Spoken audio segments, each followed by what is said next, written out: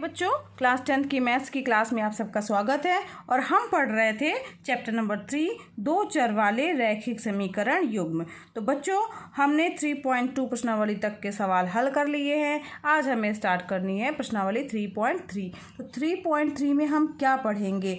तो 3.3 में बच्चों हम पढ़ेंगे एक रैखिक समीकरण युग्म को हल करने की बीजगणितीय विधि। तो जो हमारा रैखिक समीकरण युग्म है बच्चों, उनको 3 विधियों के द्वारा जो है वो हल किया जा सकता है। पहली विलोपन विधि हो गई, दूसरी प्रतिस्थापन विधि हो गई और तीसरी वज्र गुणनखंड विधि हो गई। ठीक है, तो इन 3 विधियों के माध्यम से हम किसी भी रैखिक समीकरण युग्म को हल करेंगे।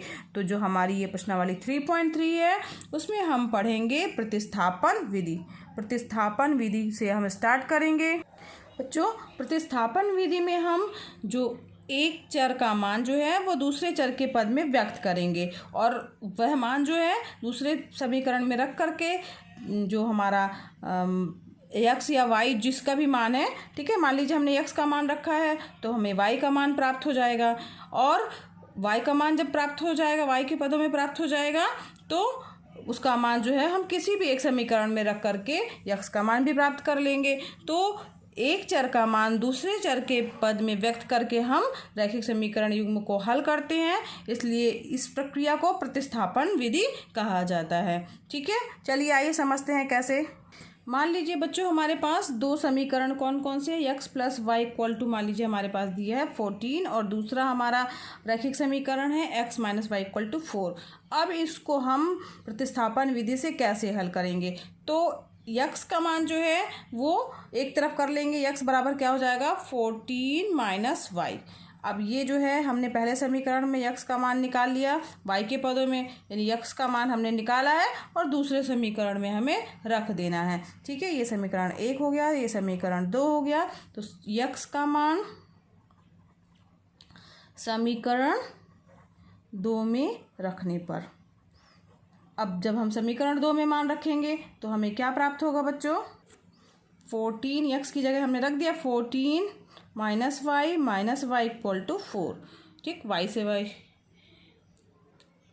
अब यहाँ माइनस वाई मतलब 2y हो गया। माइनस 2y 14 इस तरफ जाएगा तो माइनस 2y इक्वल टू क्या हो जाएगा 4 माइनस 14, यानी माइनस 2y इक्वल टू कितना हो जाएगा, यहाँ पे 4 घटेगा इसमें तो माइनस 10 आएगा और y इक्वल टू हो जाएगा माइनस 10 अपॉन माइनस 2, 2 कम 2 पंचे 10, यानी y का मान हमारे पास क्या प्राप्त हो गया बच्चों 5। अब यहाँ देखिए हमने प्रतिस्थापित किया था, x का मान जो है रखा दूसरे समीकरण में, तो हमें एक जो है चर राशि की वैल्यू प्राप्त हो गई। ठीक, y का मान हमें प्राप्त हो गया। अब y का मान हम किसी भी एक समीकरण में रख देंगे तो x का मान हमें प्राप्त हो जाएगा। तो y का मान समीकरण 1 में रखने पर, अब y का मान हम समीकरण 1 में रख रहे हैं बच्चों, तो x प्लस वाई की जगह क्या रखेंगे 5 इक्वल टू 14। तो x बराबर क्या जाएगा हमारे पास 14 माइनस 5 इक्वल टू क्या जाएगा 9। तो x का मान कितना प्राप्त हुआ, x बराबर 9। तो इस प्रकार से बच्चों हमारे पास x और y के मान प्राप्त हो गए। ठीक है, अतः x बराबर 9 व y बराबर 5 होगा। ठीक, ये जो है ये हमारा मान जो है वो निकल आया है x और y का, किस मेथड से, प्रतिस्थापन विधि के माध्यम से। ये हमारी प्रतिस्थापन विधि है, इसी पर आधारित इस प्रश्नावली 3.3 के सवाल हैं। प्रतिस्थापन क्यों कहा जा रहा है इसको? क्योंकि हमने एक मान जो है x का मान जो है दूसरे समीकरण में प्रतिस्थापित किया है, इसलिए इस विधि को प्रतिस्थापन विधि कहा जाता है। चलिए बढ़ते हैं हमारी प्रश्नावली 3.3 की ओर। प्रश्नावली 3.3 का पहला क्वेश्चन है, निम्न रैखिक समीकरण युग्म को प्रतिस्थापन विधि से हल कीजिए। पहला है x plus y equal to 14 और x minus y equal to 4। ठीक है, तो ये गौर कीजिए बच्चों, ये वही एग्जाम्पल है जो मैंने प्रतिस्थापन विधि से हल करके अभी अभी आपको बताया है। इसका जो है मान ये देखिए, ये इसको हल किया है, इसका मान x बराबर 9 और y बराबर 5 प्राप्त हो गया है, यानी प्रतिस्थापन विधि के द्वारा इस समीकरण का हल प्राप्त हो गया है। आइए बढ़ते हैं इसके दूसरे पार्टों की ओर। इसी तरीके से बच्चों इसका सेकंड पार्ट भी है, इसमें से आप यस का मान निकाल के रख दीजिएगा, ठीक है, और दूसरे वाले समीकरण में आपको यस और टी का मान ज्ञात हो जाएगा। तीसरा भी बिल्कुल इसी तरीके से दिख रहा है, ये भी दूसरा और तीसरा आपका होमवर्क है। और हम चलते हैं क्वेश्चन, इसका जो चौथा पार्ट है इसको हल करते हैं, ठीक है। आइए चलते हैं फोर्थ पार्ट की ओर। चौथा पार्ट देखो बच्चों, यहाँ पर 0.2x plus 0.3y equal to 1.3 यानी पॉइंट के रूप में दिया गया है। यहाँ पे भी 0.4x plus 0.5y equal to 2.3 दिया हुआ है। तो ऐसी परिस्थिति में हम क्या करेंगे, दोनों समीकरणों को 10 से गुणा कर देंगे, ठीक है। 10 से गुणा करेंगे बच्चों तो क्या बन जाएगा हमारे पास, सब में 10 से गुणा कर दिया तो 2x plus 3y equal to 13, ये हमारा समीकरण नंबर 1 बन गया। ये वाला क्या बन जाएगा, 4x plus 5y equal to 23, ये हमारा समीकरण नंबर 2 बन गया। अब हमें क्या करना है, समीकरण 1 में से किसी से भी x का मान हमने निकाल लिया, जो भी आसान हो, या अगर x आसान है तो x का मान निकाल के रखिए, y आसान है तो y का मान निकाल के रखिए। तो हम यहाँ से x का मान निकालेंगे तो क्या प्राप्त हो जाएगा, यहाँ पर 2x बराबर हो जाएगा 13 माइनस 3y, तो x बराबर हो जाएगा 13 माइनस 3y अपॉन 2। अब ये x का मान जो है वो समीकरण 2 में रख देंगे, ठीक है। तो समीकरण 2 में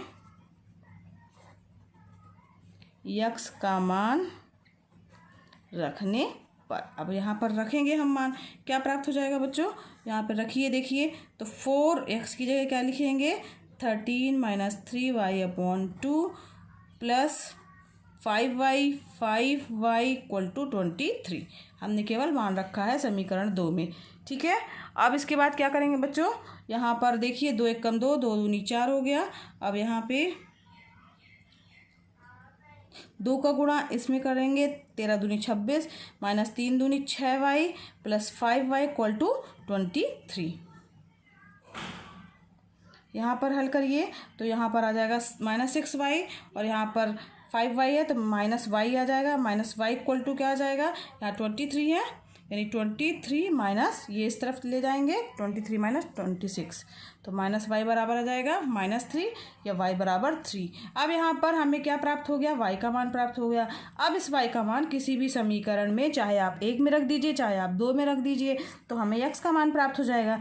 तो y का मान जो है समीकरण 1 में रखने पर, y का मान 1 में रखने पर, अब 1 में रखिए, 2x प्लस 3y की वैल्यू क्या है, 3 इक्वल टू 13, तो 2x बराबर क्या हो जाएगा, 13 माइनस 3 त्रिकाई 9, तो 2x बराबर क्या आ जाएगा, 13 में से 9 गया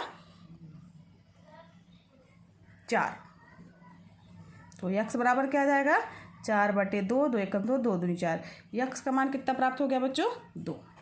अब यहाँ पर हमें x का मान और y का मान प्राप्त हो गया, ठीक है। तो ये मेथड वज्रगुणनखंड प्रतिस्थापन विधि कहलाती है बच्चों।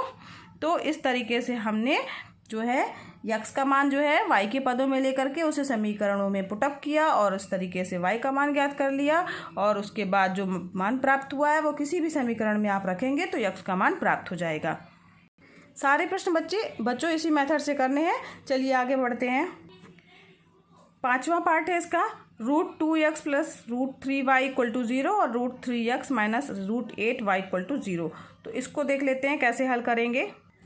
अब बच्चों यहाँ पर क्या करेंगे, इसको समीकरण 1 मान लेंगे और इसको समीकरण नंबर हम 2 मान लिया, ठीक है। अब यहाँ से हम किसी का भी मान निकाल सकते हैं। मान लीजिए हमने x का मान निकाला तो x बराबर क्या आ जाएगा, -√3 अपॉन √2y, ठीक है।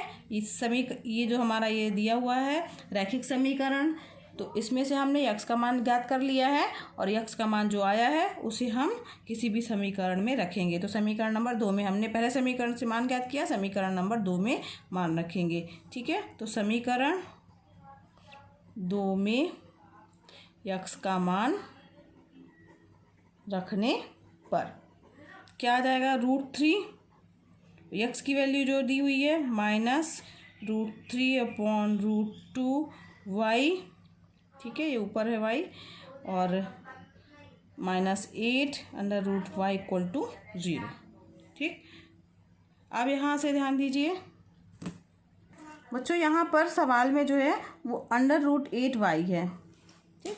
तो यहाँ पर √8y आएगा, 8y के साथ ये रहेगा, ठीक। अब यहाँ पर √3 गुणे -√3 करेंगे तो क्या जाएगा बच्चों, -3/√2y माइनस √8y, ठीक, इक्वल टू 0। कॉमन कुछ दिख रहा है बच्चों इसमें से? हाँ, इसमें से कॉमन दिख रहा है y, तो y कॉमन ले लिया तो -3/√2 माइनस √8 इक्वल टू 0। अब इसका मतलब क्या हो गया, y इक्वल टू 0 प्राप्त हो गया, ठीक है। 0 का गुणा ये बराबर 0 है तो y इक्वल टू 0 प्राप्त हो गया। अब y का मान हमें 0 मिल गया है तो इसका मान जो है वो समीकरण 1 में रख देंगे। y इक्वल टू 0 समीकरण 1 में रखने पर रखेंगे तो √2x प्लस √3y की जगह 0 रख दिया हमने, इक्वल टू 0, यानी √2x बराबर 0, यानी x बराबर क्या आ गया, 0। तो इस तरीके से x का मान भी 0 प्राप्त हो गया और y का मान भी 0 प्राप्त हो गया। समझ में आया बच्चों? तो इस तरीके से समीकरण का जो हल है वो क्या हो गया, x equal to 0, y equal to 0। बच्चों इसका 6वां पार्ट भी जो है वो इसी तरीके से हल करना है आपको, ये आपका होमवर्क है। पढ़ते हैं क्वेश्चन नंबर 2 की ओर। तो 2x plus 3y equal to 11 और 2x minus 4y equal to -24 को हल कीजिए और इससे m का वह मान ज्ञात कीजिए जिसके लिए y equal to mx plus 3 हो।